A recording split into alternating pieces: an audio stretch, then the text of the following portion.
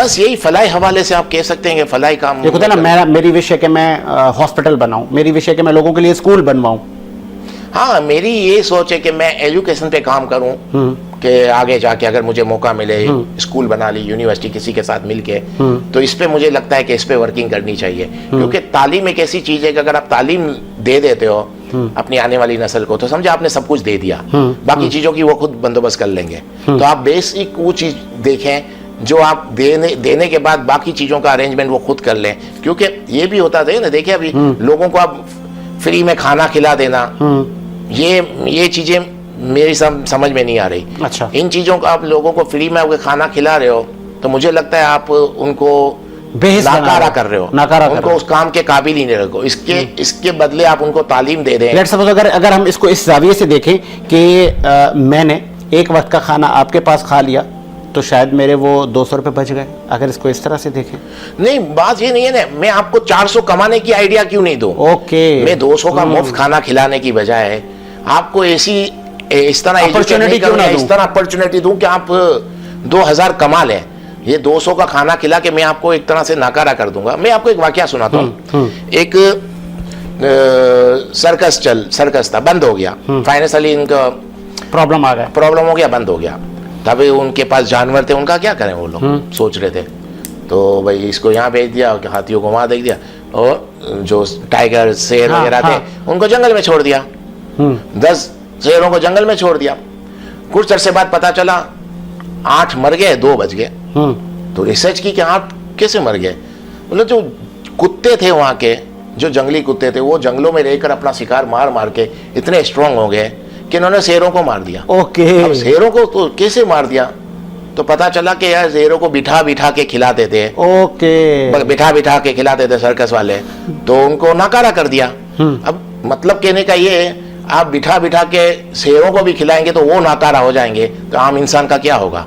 तो अगर आप किसी को भी बिठा के खिला रहे हो, तो आप ये नहीं समझे आप नेकी कर रहे हो। मैं नहीं समझता इसको नेकी। आप उसके ऊपर जुल्म कर रहे हो। लोगों को अपॉर्चुनिटी दें, लोगों को नौकरी काम देना दें। आप उनके ऊपर अगर खिलाने में करोड़ रुपए खर्च कर रहे हो, आप 5 रुपए खर्च करो उसके ऊपर, इनको डेवलप करो, इनको तालीम दो, इनको हुनर दो। अगर आप किसी को हुनर भी तो दे सकते हैं ना, आज कितने हुनर चलते हैं। सिर्फ ऑनलाइन बिजनेस, ऑनलाइन आप उनको तालीम दे दें, ऑनलाइन के तरीके किस तरह काम हो सकता है। आपको पता है कि दुनिया में कितने काम होते हैं ऑनलाइन से, जो यहाँ पर पता नहीं है। आप उनको एजुकेट करें। देखिए 3 दौर गुजरे हैं, 3 दौर जब से इंसान ने जन्म लिया।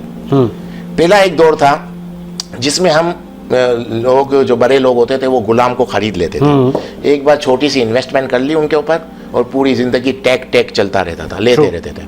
फिर दूसरा दौर आया गिव एंड टेक का, गिव एंड टेक का दौर आया। अब गिव एंड टेक में दौर में क्या था कि ऑनर ने मुआवजा दिया और उससे काम लिया। ये गिव एंड टेक जो अभी भी चल रहा है। लेकिन एक तीसरा दौर आ गया जिसमें है सिर्फ गिव, यानी देते रहते हैं और खुद कहां से कहां पहुंच जाते हैं। फेसबुक, आप फेसबुक वाले को कितना पैसा देते हैं? 1 रुपया नहीं देते। कहां पहुंच गया वो कहां पहुंच गया? व्हाट्सएप, वो आपको दे रहा है, व्हाट्सएप कॉल फ्री करते हैं आप, आपसे कुछ मांग रहा है? नहीं, गिव दे रहा है, खुद कहीं से भी कर रहा है ना कुछ। ऐसा ही। तो मतलब कहने का आज का दौर जो है, आज का दौर आइडियाज का दौर है।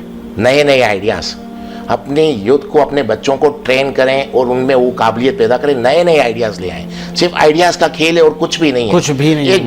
एक घर में बैठी हुई औरत भी आराम से कमा सकती है अगर उसके पास आइडियाज है। अगर वो बहुत अच्छी कुक है, बहुत अच्छा खाना पकाती है, वो ऑनलाइन क्लासेस लेना शुरू कर दे। अब इस तरह मैं आपको एग्जांपल दूं, एक बड़ी उम्र की दादी अम्मा है, वो भी कमा सकती है।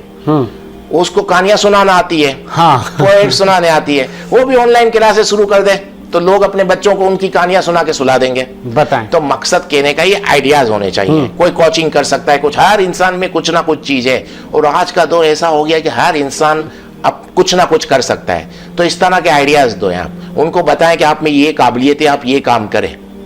भले उसका जो उस वक्त उसके जो इंस्ट्रूमेंट आए हैं, कुछ इतना खर्चा नहीं है, आप उसको इन्वेस्ट कर दें। Done. आप उसको घर में आप रोज खिलाना पिलाना शुरू कर दोगे तो उनको तबाह कर रहे हो। इतने आइडियाज इतना काम हो सकता है। आज का दौर ऐसा है कि घर बैठे इंसान कमा सकता है। सिर्फ आपको उनको ट्रेन करना है, उनको बस एक डायरेक्शन देनी है, आपको इस तरह काम करें। जैसे मैंने कहा, एक दादी अम्मा भी कमा सकती है बड़ी कहानियां उम्र सुना की, के। उसके पास भी कुछ ना कुछ है। कोई कोचिंग करके कुछ या ऑनलाइन क्लासे लेकर ऑनलाइन हमारे यहाँ टीचर जो भी हैं उन तकरीबन मुझे लगता है जो अभी कोविड वगैरह हुआ था, हाँ। एक सर्वे मेरा अपना है पाकिस्तान के हवाले से, 80-85% लोगों को तो ऑनलाइन क्लासे लेने ही नहीं आती, ऐसा ही कराने है। ही नहीं आता। ऐसा ही 90% वो जिनको आती थी वो एक एक महीने में 5-5 10-10 लाख कमाते थे। आप ये ट्रेनिंग दें इनको कि ऑनलाइन किस तरह पढ़ाया जाता है। आप ये ट्रेनिंग दें कि आप क्या कर सकते हो। हर किसी के अंदर कोई ना कोई खूबी है। कोई खाना बहुत अच्छा बना लेता है, 2 डिशें अच्छी बना ले और उसके मेन्यू सब तैयार कर लिया ये वो, और अपना माल बेचना शुरू कर दिया पका के। तो मकसद ये मैं ये घर की हवाले से बोल रहा हूँ कि हाउस वाइफ तक भी कमा सकती है।